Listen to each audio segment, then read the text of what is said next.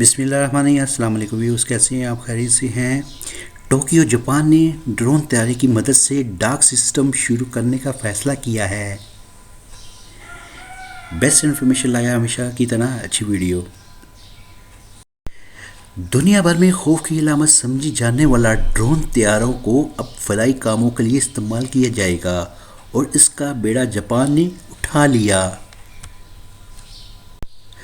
حکام پر امید ہے کہ لیول 4 کے پارسلوں کی ترسیل کے لیے ACSL کے تیار کردہ ماڈل کی منظوری رواں ہفتے میں ہی مل جائے گی۔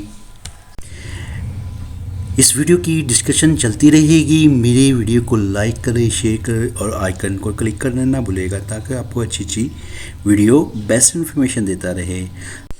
جاپان پوسٹ کے مطابق حکام کو امید ہے کہ یہ ڈرون بالآخر پہاڑی مقامات اور دیگر ایسے علاقے جہاں عام گاڑی کے ذریعہ پہنچانا مشکل ہے، وہاں کے صارفین کو پارسل پہنچائے گا۔